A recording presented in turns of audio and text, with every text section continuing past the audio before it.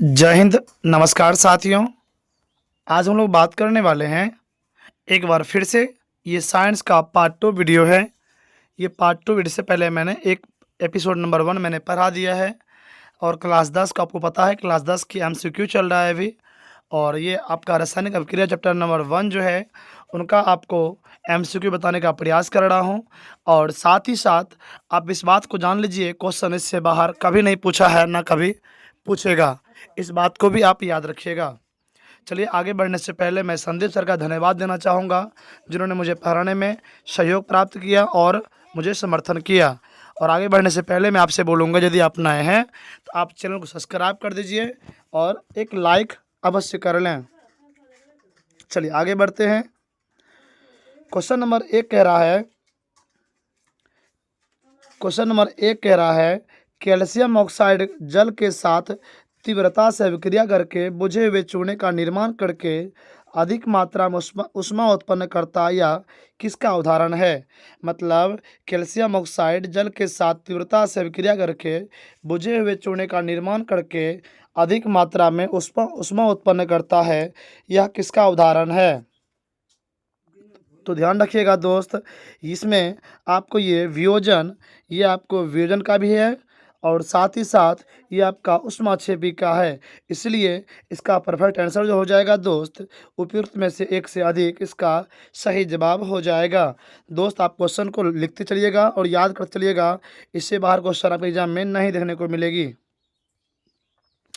अगला बोल रहा है, किसके बनने के कारण पुताई वाले दीवारें 2 से 3 दिन बाद चमकदार दिखने लगती है। जैसे मान लीजिए आपका कोई दीवार है, आपका क्या है दोस्त, कोई दीवार आपका है और उसको पुताई करने के बाद ये चमकदार दिखने लगता है। ये चमकदार दिखने लगता है, इसका रीज़न क्या है, इसका रीज़न क्या कारण दिखने लगती है, वही पूछ रहा है आपसे दोस्त। इसका सही जवाब जो हो जाएगा, ऑप्शन नंबर देखिए, एक क्या दिया हुआ है, कैल्शियम सल्फेट, इसको आप CaSO4 कहते हैं। कैल्शियम हाइड्रोक्साइड CaOH2 और कैल्शियम कार्बोनेट CaCO3 की बात करता है और यही इसका परफेक्ट आंसर हो जाता है। तो कैल्शियम कार्बोनेट इसका परफेक्टली आंसर होने वाली है। अगला बोल रहा है, कैल्शियम कार्बोनेट को गर्म करने पर कैल्शियम हाइड्रोक्साइड और कार्बन डाइऑक्साइड का निर्माण किस प्रकार की अभिक्रिया है। तो कैल्शियम कार्बोनेट को गर्म करने पर कैल्शियम ऑक्साइड और कार्बन डाइऑक्साइड का निर्माण किस प्रकार की अभिक्रिया है। तो याद रखिएगा, ये आपका कोई और नहीं बल्कि वियोजन अभिक्रिया है। क्या है दोस्त, ये आपका वियोजन इसका सही जवाब हो जाएगा, अर्थात वियोजन अभिक्रिया ये सही जवाब हो जाएगा। फिर बोल रहा है, लीड नाइट्रेट को अत्यधिक गर्म किए जाने पर इससे उत्सर्जित भूरे रंग की गैस की क्या नाम होती है। जैसे मान लीजिए लीड नाइट्रेट के अत्यधिक गर्म कर जाने पर इससे उत्सर्जित भूरे रंग की गैस का क्या नाम है। क्या वो नाम क्या वो नाम क्या क्या वो नाम SO2 है, NO3 है या फिर NO2 है। तो याद रखिएगा, इसका सही जवाब जो हो जाएगा दोस्त, वो गैस जो होती है कोई और नहीं बल्कि वो आपको NO2 होती है। क्या होती है दोस्त, तो आप मुझे कमेंट करके बताइए NO2 को हिंदी में क्या कहते हैं। अगला बोल रहा है, सूर्य के प्रकाश में सिल्वर क्लोराइड का रंग होता है, यानी कि सूर्य का जो प्रकाश होता है उसमें सिल्वर जो क्लोराइड होता है उसका रंग कैसा रंग होता है। तो ये आपका याद रखिएगा, क्या वो पीला होता है, क्या वो श्वेत होता है, क्या वे धूसर होते हैं, इसको आप प्यार से ग्रे कहते हैं, ग्रे कलर बोलते हैं। तो दोस्त, ना ही वो पीला होता है ना ही वो श्वेत होता है, जबकि होता क्या है तो धूसर अर्थात ग्रे इसका सही जवाब हो जाएगा। अगला बोल रहा है, सिल्वर क्लोराइड और सिल्वर ब्रोमाइड का सूर्य के प्रकाश द्वारा वियोजन अभिक्रिया का निम्नलिखित में से किसमें उपयोग होता है। तो सिल्वर क्लोराइड और सिल्वर ब्रोमाइड का सूर्य के प्रकाश द्वारा वियोजन अभिक्रिया का निम्नलिखित में से किसमें उपयोग होता है। तो हम ऑप्शन की तरफ चलते हैं। क्या वह श्याम श्वेत फोटोग्राफी होती है, रंगीन फोटोग्राफी या फिर नीला थोथा? तो याद रखिएगा दोस्त, इसका सही जवाब जो हो जाएगा श्याम श्वेत फोटोग्राफी, श्याम श्वेत फोटोग्राफी। अब मुझे बताइए आप, नीला थोथा का रासायनिक सूत्र क्या होता है? नीला थोथा का रासायनिक सूत्र क्या होता है? आप मुझे इसका कमेंट करके जरूर बताइएगा। अगला देखिए, वही क्वेश्चन आ गया, नीला थोथा का रासायनिक सूत्र क्या है? तो नीला थोथा रासायनिक सूत्र जो होता है दोस्त, वो आपका होता है, क्या आपका CuSO4 इंटू 7H2O? बिल्कुल भी नहीं होता है। CuSO4 into 10H2O? बिल्कुल भी नहीं। जबकि CuSO4 इंटू 5H2O इसका बिल्कुल करेक्ट आंसर हो जाएगा। तो CuSO4 इंटू, आप मुझे कमेंट करके बताइए, मैं आपको लिख रहा हूँ, CaSO4 into half H2O, half H2O, CaSO4 into half H2O किस, इसका रासायनिक नाम क्या है? और CaSO4 इंटू 2H2O का दोनों का बताइए मुझे। CuSO4 इंटू 2H2O और CuSO4 इंटू 1/2H2O, दोनों का रासायनिक सूत्र का रासायनिक नाम क्या है? तो मुझे बताइएगा आप कमेंट करके। अगला बोल रहा है, कौन सी अभिक्रिया हो रही है? यहाँ पे देखिए, Fe2O3 plus 2Al, Al2O3 plus 2E, से जो अभिक्रिया होती है वही पूछ रहा है, कौन सी अभिक्रिया इसमें से हो रही है? क्या वो संयोजन हो रही है, क्या वो वियोजन हो रही है, क्या वो विस्थापन हो रही है? तो बिल्कुल भी दोस्त यहाँ से जी हाँ, ये बिल्कुल सही जवाब है, विस्थापन अभिक्रिया। विस्थापन अभिक्रिया यहाँ से बिल्कुल सही जवाब हो जाएगा। बोल रहा है, किसमें विस्थापन अभिक्रिया, अभी तो आपने पढ़ा था, किसमें विस्थापन अभिक्रिया होता है? तो याद रखिएगा, ये आपका यहाँ से आपको इसमें भी होता है, विस्थापन हो रहा है, इसमें भी हो रहा है, इसलिए उपरोक्त में से एक से अधिक इसका बिल्कुल करेक्ट आंसर होने वाली है। अगला बोल रहा है, सक्रियता श्रेणी के अनुसार कौन सा धातु सबसे अधिक अभिक्रियाशील है? सक्रियता श्रेणी के अनुसार कौन सा धातु सबसे अधिक अभिक्रियाशील है? तो याद रखिएगा, ये जब भी अधिक पूछेगा आपसे, अधिक पूछे आपसे, तो आप जाएंगे के साथ, अर्थात आप पोटेशियम के साथ जाने वाले हैं, पोटेशियम के साथ जाने वाले हैं। जबकि सबसे कम पूछेगा तो आप गोल्ड के साथ जाने वाले हैं, इसको आप प्यार से सोना कहते हैं, इसलिए इसका आंसर जो हो जाएगा, क्या वो सोडियम? क्या वो सोडियम? बिल्कुल भी नहीं सर, सोडियम माफ कीजिएगा, मैंने गोल्ड कह दिया, वो सोडियम इसका नहीं होता, सबसे कम होता, सॉरी फॉर दिस। बिल्कुल सर, आपने अभी तुरंत पढ़ा है सर, पोटेशियम इसका एकदम सही जवाब है। सोडियम का अभिक्रियाशील, सोडियम अति पोटेशियम जो होती है दोस्त, सबसे अधिक अभिक्रियाशील धातु होती है, जबकि सोडियम सबसे कम होती है। आप दोस्त बहुत कम समय में बहुत अच्छे अच्छे प्रश्न को देख रहे हैं। मैं आपसे निवेदन करूंगा, आपसे रिक्वेस्ट करूंगा, यदि आप नए हैं तो आप चैनल को सब्सक्राइब। देखिए दोस्त, बड़ी बात आती है, बच्चा का कमेंट आ रहा है, मैं इस तरह से वीडियो में डिस्कशन कर लेता हूँ, फिर मैं पढ़ाऊँगा आगे। सर बच्चे का कमेंट आता है, सर क्या TRE4 जो है सर वो आएगी या फिर नहीं आएगी? अब बड़ी बात आती है, जब मैं लाइव आया था मैंने बताया था आपको, TRE4 तो आएंगी, इसमें कोई शक नहीं है सर, TRE4 तो आनी ही आनी है, चाहे कुछ भी हो जाए, चाहे जब आवे, ये तो निश्चित रूप से आएंगी। देखिए फिलहाल क्या है, आप मुझे बताइए, मैं आपसे एक उदाहरण देख समझा रहा हूँ आपको। आप मुझे बताइए, आप एक काम कीजिए, किसी व्यक्ति के लिए आप 100 काम कर लीजिए, क्या कीजिए, उसके लिए आप 100 काम कर लीजिए और उसके साथ कुछ गलत कर लीजिए, उसके साथ कुछ गलत कर लीजिए, आपके उस 100 काम को वो भूल जाएगा और आपने जो एक गलत काम किया उसको वो याद रखेगा। कहने का मतलब है, हमारे बिहार के जो मुख्यमंत्री श्री नीतीश कुमार जी हैं, वो आप अभी तो आप जानते हैं आगे में इलेक्शन है, अब TRE1, TRE2, TRE3 में क्या हुआ है, लोग उसको याद नहीं कर रहा है, याद क्या कर रहा है कि आप सर वैकेंसी जो देने वाले हैं TRE4 में वो कब आएंगी। तो मुझे लगता है इस चीज़ को नीतीश कुमार बखूबी जान रहे हैं, यदि हम TRE4 की वैकेंसी नहीं निकालती है, 4 की वैकेंसी, तो हमें नुकसान ही झेलना पड़ेगा। भले ये किन्हीं की बातें में आ जाए, ये पलट जाता है, आप भी जानते हैं पलट जाता है कभी भी, लेकिन लेकिन लेकिन बात उठती है ये इस वैकेंसी के बारे में अवश्य सोचेंगे और निश्चित रूप से इनका जो है वैकेंसी आएगा। तो मुझे लगता है 110% वैकेंसी तो आएगी, लेकिन सवाल क्या उठता है दोस्त, ये नोटिफिकेशन आ जाएगी, एग्ज़ाम जब आपको होगी वो नवंबर, दिसंबर, यहाँ तक कि जनवरी, फरवरी भी जा सकता है। तो मुझे ऐसा लगता है आप पढ़ते रहिए, 2-1 घंटा पढ़िए डेली का, लेकिन पढ़ते रहिए। इससे क्या होगा, आपका जीएस खाना स्ट्रॉन्ग रहेगा, मैथ स्ट्रॉन्ग रहेगा। आप जब भी निकलेगा आप कीजिए, आप मान लीजिए आप सिर्फ आप ही ठोस से स्टूडेंट थोड़ी हैं जो मतलब आपको निकल रहा है, निकलेगा तो सबके लिए निकलेगा। आपसे बड़े-बड़े स्टूडेंट जो है वो वहाँ पे आंदोलन कर रहे हैं टेली 4 के लिए, वो बैठे हैं बेचारा। तो ये तो आना तय है, इस बात को आप निश्चित रहिए। चलिए, ये हम थोड़ा-सा बात कर लिए क्योंकि बच्चा कमेंट बहुत सारा कमेंट था कि सर कैसे क्या किया जाए? तो इस बात को आप याद रखिएगा, क्योंकि देखिए टीआरई जब आएगी और मुझे ये भी लग रहा है, यदि टीआरई वैकेंसी आई तो हो ना हो, नीतीश कुमार है, कुछ भी कर सकते हैं। बहुत जल्द 20 दिन के अंदर भी इसका परीक्षा ले सकता है। तो इस बात को आप याद रखिए। जब तक आप तैयारी आपका नहीं होगा तो आप उस टाइम में पछताने के अलावा, आपको हाथ मलने के अलावा कुछ भी नज़र नहीं आएगा। तो मेरा ऐसा मानना है, कुछ भी हो, समस्या कितना भी गंभीर क्यों ना हो, आप पढ़ते रहिए। बिकॉज़ दूसरे की बातों मत आइए। लोग बहुत कुछ बोलता है, नेगेटिव बराबर नेगेटिव होता है, पॉजिटिव इक्वल टू पॉजिटिव होता है। तो पॉजिटिव रहिए, माइंड को हमेशा अच्छा रखिए। चलिए आगे बढ़ते हैं। अच्छा, यहाँ पे कुछ दिया हुआ है देखेंगे तो सबसे मोस्ट देखिए रिएक्टिव, देखिए सबसे अधिक अभिक्रियाशील धातु यहाँ पे आप देख पाएंगे, ये पोटेशियम है, Na सोडियम यहाँ पे है, Ca कैल्शियम है, और सबसे कम अब ऊपर में क्या देखिए दोस्त आप, तो यहाँ पे देखिए आप पोटेशियम। और जब नीचे आप आएंगे तो गोल्ड देखेंगे, यहाँ पे नजर आएगा गोल्ड।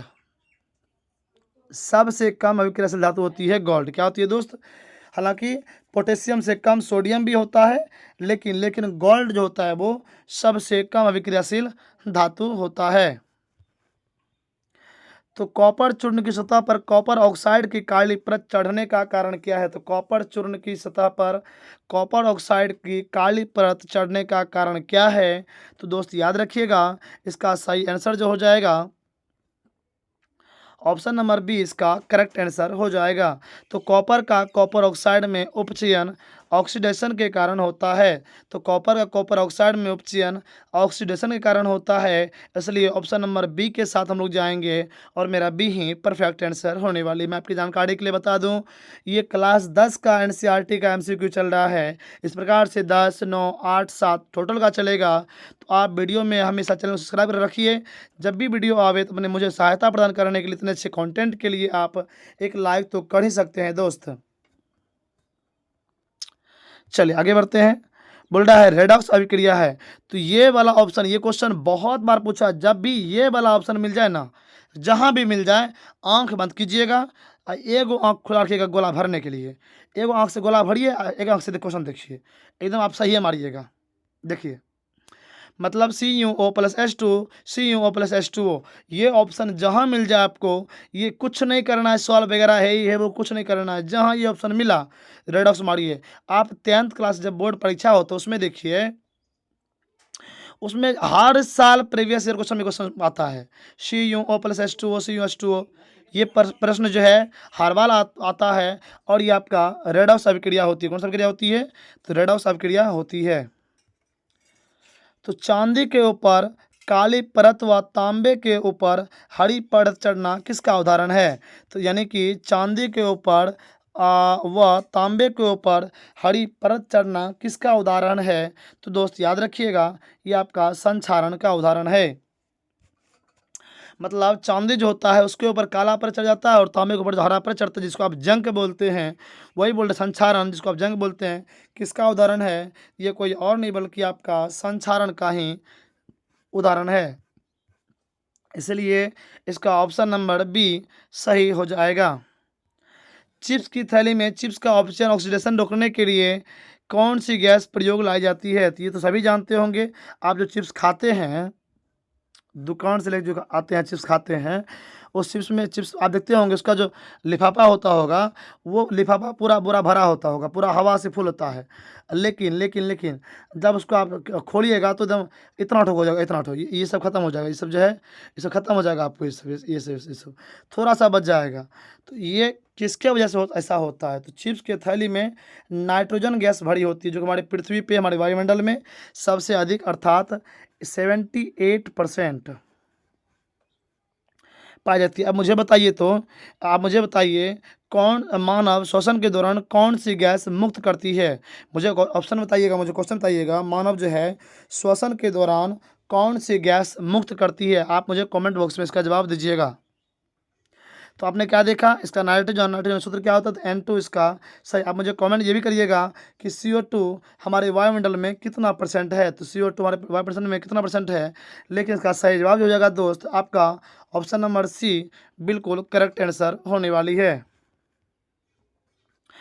जब लोहे की कील को कॉपर सल्फेट के विलयन में डुबोया जाता है तो विलयन का रंग क्यों बदल जाता है?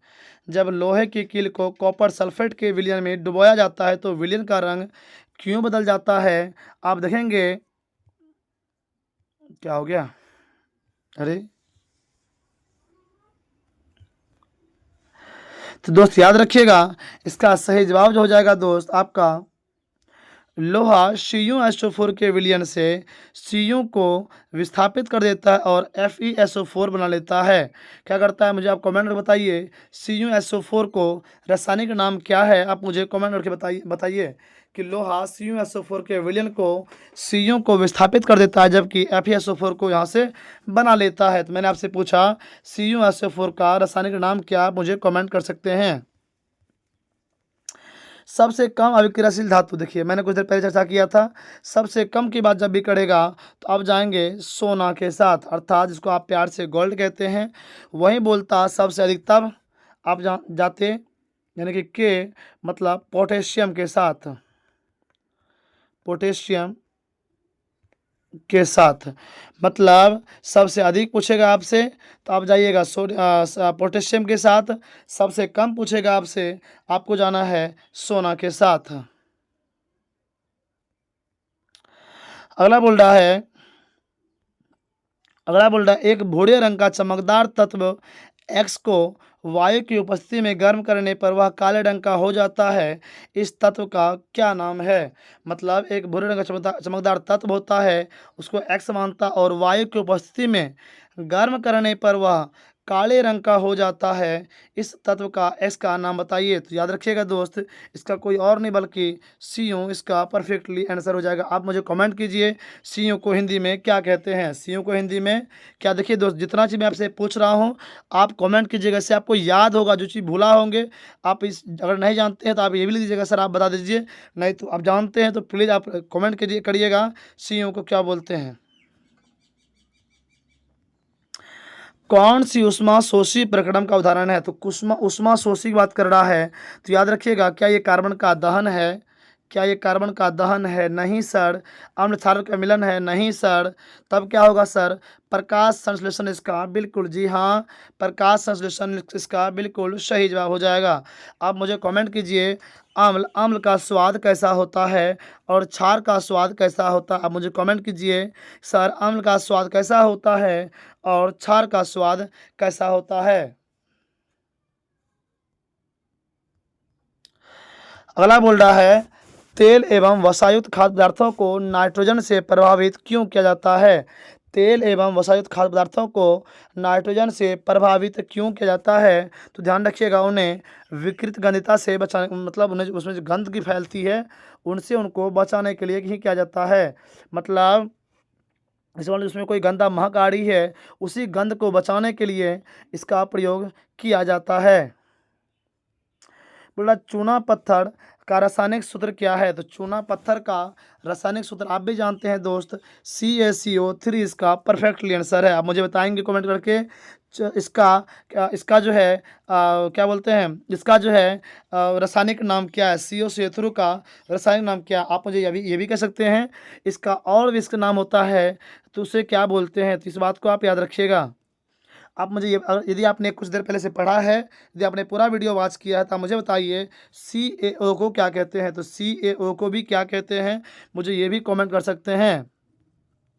दोस्त, ये आपका पार्ट 2 अभी ख़त्म होती है। आप मुझे रुकिए पहले, अभी आप जान लीजिए इस बात को। ये क्वेश्चन आपका MCQ चल रहा है। MCQ मैं पूर्ण, मुझे विश्वास है कि संदीप सर के इस PDF पे कोई भी दाग नहीं है। यहाँ से क्वेश्चन 100% गारंटी के साथ कह रहा हूँ, क्वेश्चन पूछेगा। यदि आप विज्ञान यहाँ से पढ़ लेते हैं, आपको कहीं से भी भटकना नहीं पड़ेगा, बशर्ते आपके अंदर लगन, मेहनत और समर्पण होना चाहिए। लगन, मेहनत और समर्पण होना चाहिए। लोग अगर आपको बोल रहा है कि मत पढ़ो, पेपर नहीं आएगी, तो उसको डायरेक्टली आज जवाब दीजिए कि मैं एग्ज़ाम के लिए नहीं पढ़ रहा हूँ, कम से कम मुझे नॉलेज तो प्राप्त हो रही है ना, नॉलेज तो प्राप्त हो रही है ना। तो सर आप प्लीज़ आप पढ़ते रहिए और पढ़ते रहिए। आपके माता पिता आपके रिजल्ट का इंतज़ार कर रहे हैं, उनका भी सपना पूरा करना है आपको, और आप पढ़ते रहिए। दोस्त, मैं आपसे फिर से कह रहा हूँ जाने से पहले, आप यदि आप नए आए हैं तो प्लीज़ आप चैनल को सब्सक्राइब कर दीजिए। इससे क्या होगा, हम मोटिवेट रहते रहेंगे, और इस प्रकार से पार्ट 3, पार्ट 4, पार्ट 5 जितना भी साइंस का कंप्लीट मैं करवा दूंगा। मैं ज्योग्राफी कंप्लीट करवा दूंगा, मैं इतिहास कंप्लीट करवा दूंगा, पॉलिटी, करंट अफेयर्स, ईवीएस, मैं सारा सब मैथ, रीजनिंग मैं सब करवा दूंगा। बस आप मुझे सहयोग कीजिए और मेरा सपोर्ट कीजिए, अपने दोस्त को भेजिए। इससे क्या होगा, हमें सपोर्ट मिलेगी। चलिए, तब तक के लिए जय हिंद, नमस्कार।